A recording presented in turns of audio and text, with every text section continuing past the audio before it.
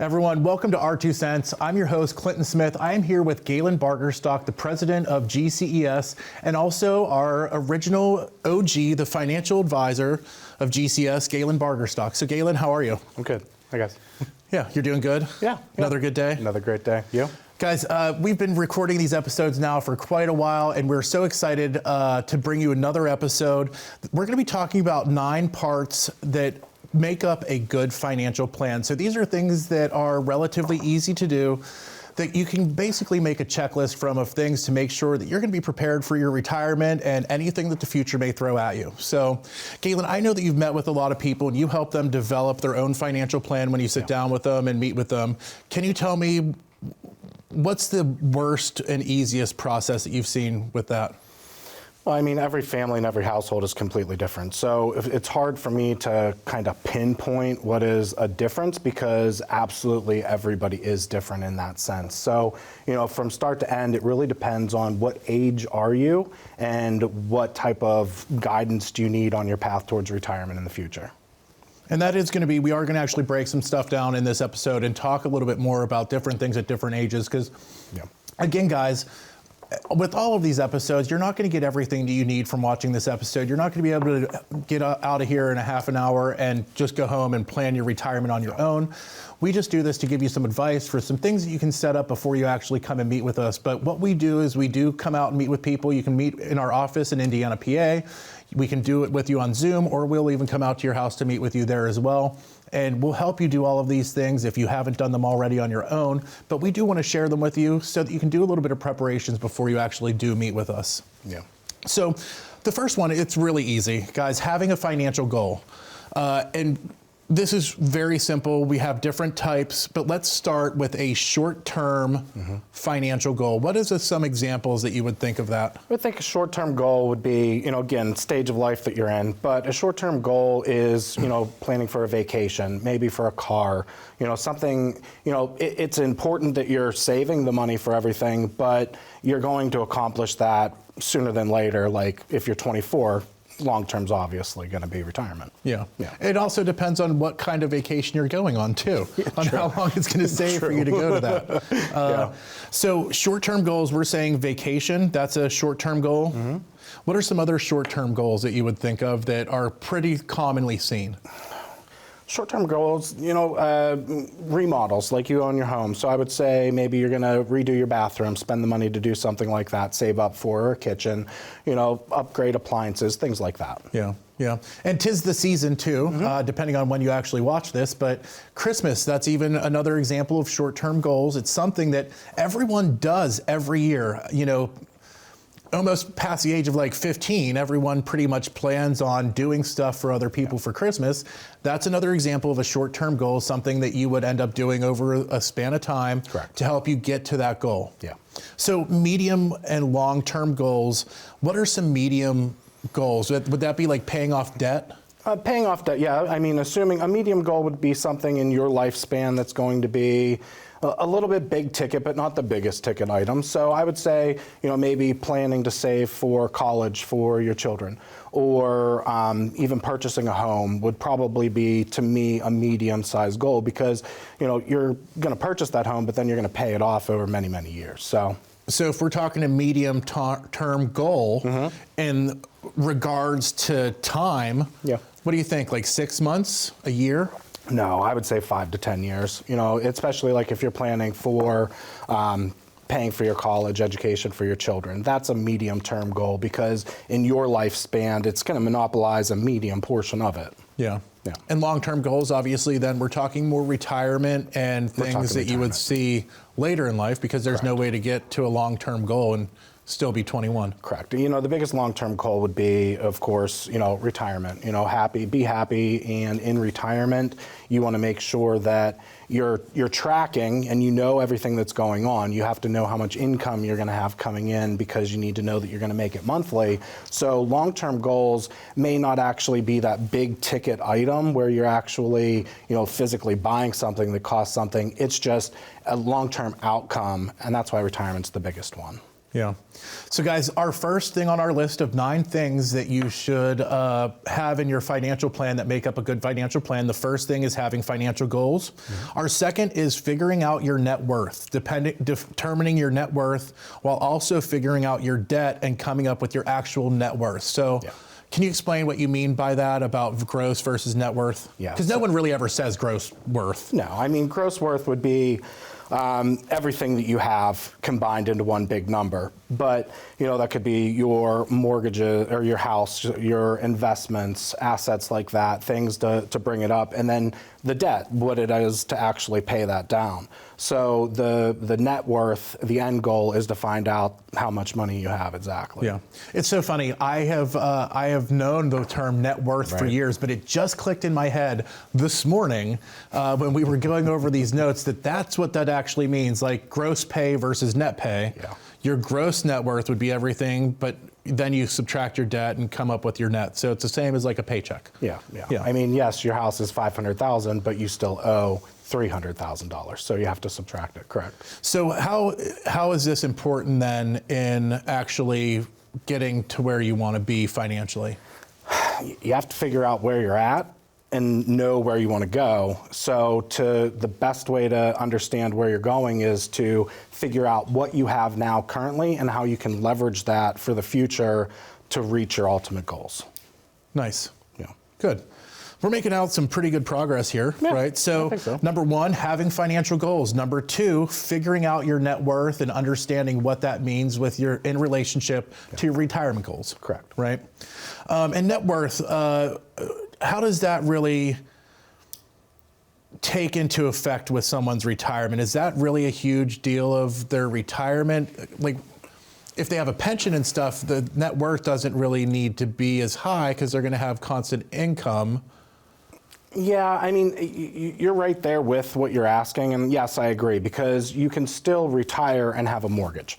You know, so if you have, 10, 15 years on your mortgage, but you have the income to do that, then you can have a little bit more debt as long as you have the income stream to provide that. What we're talking about here is more the income that you have coming in versus the debt, like credit cards, things like that. You want to make sure that the credit card debt is lower, and the mortgage. That way you can meet your bills so you can actually retire on time. Excellent. So this is all something Galen does when he sits down with clients. You can literally call the number on the screen right now. It's 888-391-3465, and you can book an appointment before we're even back from this commercial break that we're going on right now. See you in a moment.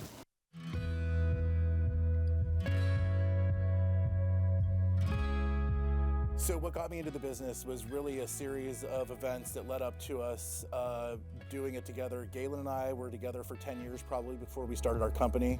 Before that, I was in restaurant management and hospitality, and a lot of that is carried over into our business. But I got laid off from a restaurant, and he said, hey, do you want to start setting my appointments? And then we made a logo, and now here we are 12 years later.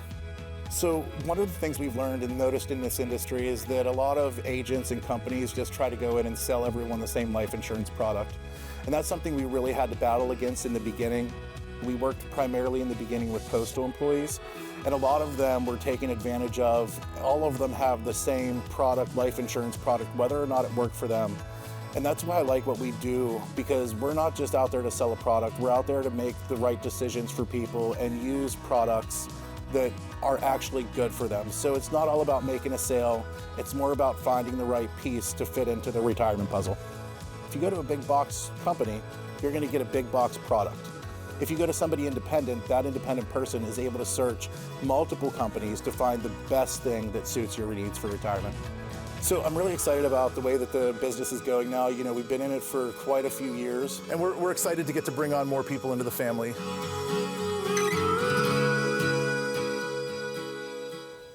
Welcome back, everyone. This is our 2 cents, where we talk about different financial topics and try to break it down in an easy way that's easy to understand, but also makes sense whenever you're trying to plan your retirement. But again, this is what we do for people, so feel free to give us a call after the show, right? Yeah.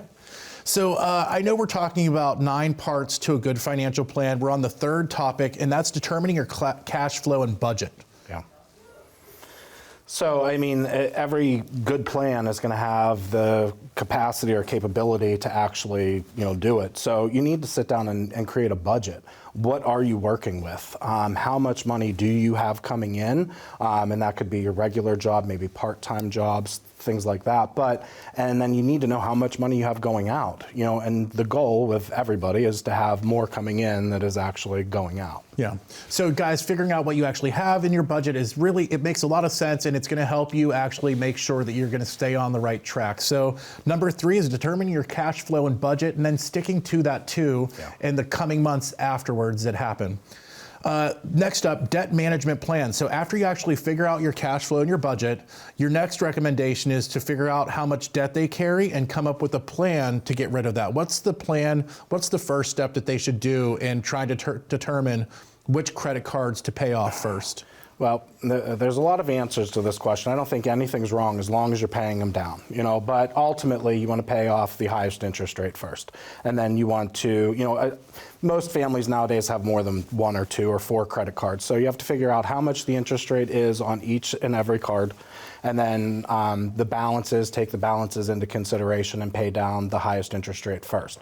What I would say to that though, Clint, is it gives you personal instant gratification to go after the lower accounts first that you could maybe accomplish and get yourself a win. Yeah. And then also paying off less credit cards at the same time every month. But again, talk to this all the time, to different people that we talk to about this stuff.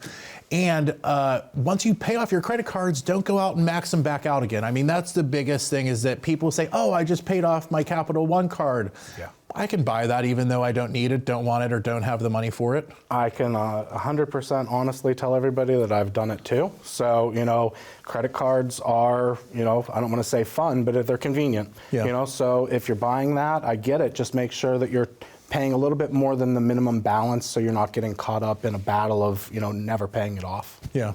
So the next thing that we have, number 5, is what is your retirement plan?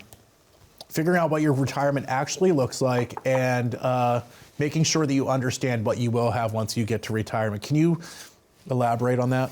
Yeah, I mean, an old rule that people used to talk about would be like an 80% rule, where you want to make sure that you're maintaining 80% of your income while you're working.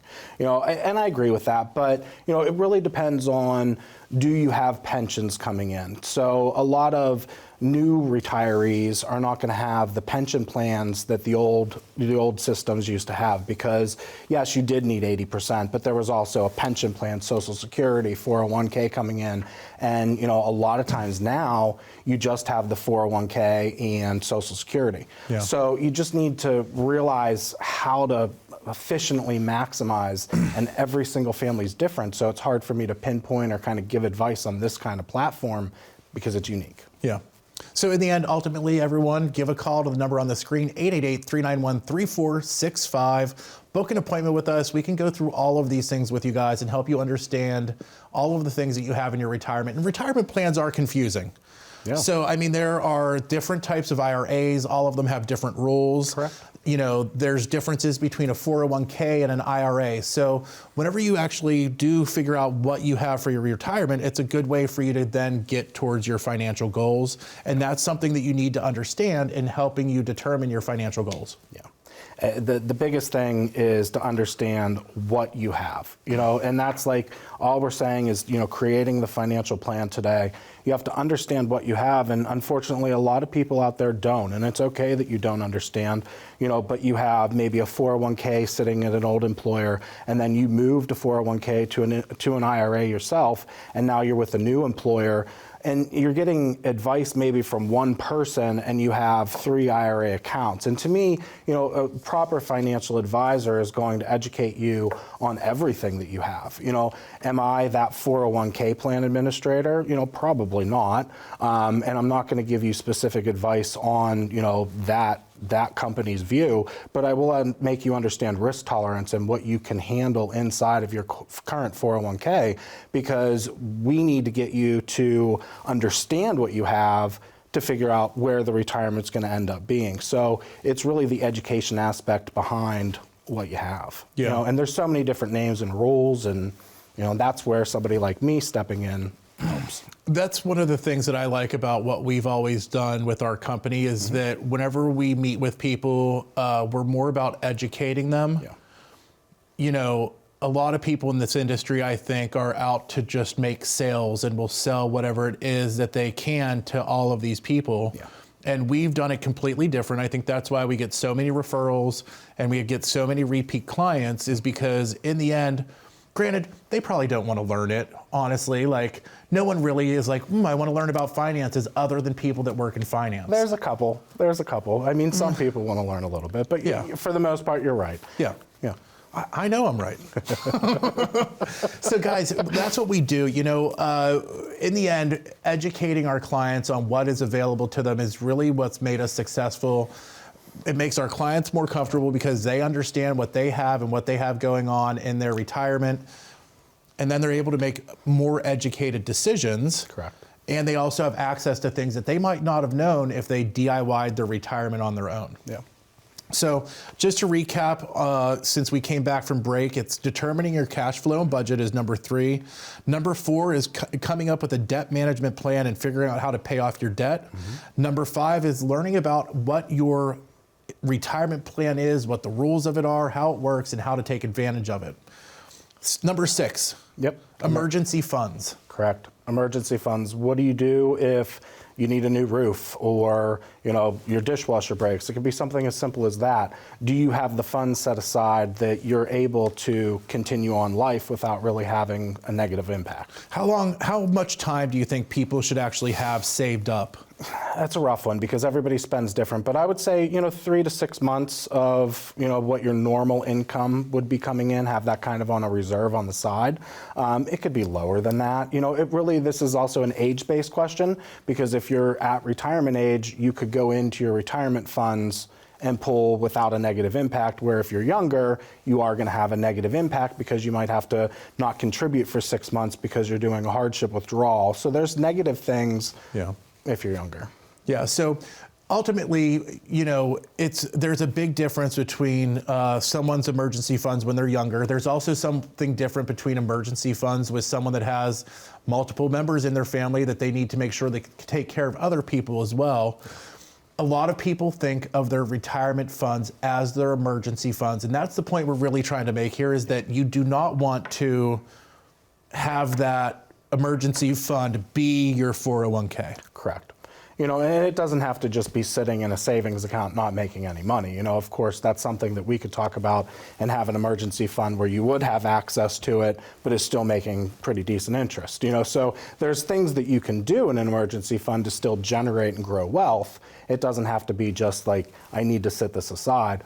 Also, business owners are going to be different from people that are just, working a 9 to 5, because they have office expenses that they need to set aside money for. So again, that's where it comes to the individual family, to what we're talking about, where it would make sense for the emergency fund. Nice. Your blue shirt's very nice today, by the way. It matches your eyes. Thank you. Yeah, even though your eyes are kind of green, they look blue with the blue and the blue background. They're green. Yeah, it's looking good today. All right, everyone, we'll be back in just a few minutes, and we're going to bring this home for you on 9 parts to a good financial plan. See you in just a moment.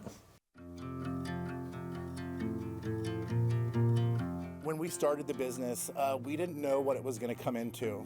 We answered a Craigslist ad, and Galen had already had experience in the insurance industry, and we just started working with federal employees. Inside of our office, we have about 5 support staff that, answer phone calls, questions, paperwork, things like that. I think clients enjoy working with us because we make it a very easy approach for them, where they might not understand why we're asking some of the questions we ask, but in the end, we put it all together in a 56-page customized report for them that we do for free, where it's a free financial analysis for them to understand everything that they have. I think clients appreciate the most that we're more down to earth than some other firms, but we have fun while we do it.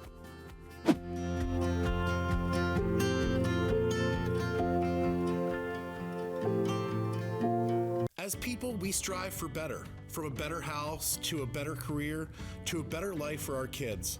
But when it comes to your retirement, what does better mean to you? Does that mean more income, a flexible lifestyle, or better solutions? A better retirement begins with a plan. To get your complimentary financial analysis, call the number you see here. your retirement isn't going to plan itself, and this is your opportunity to plan better.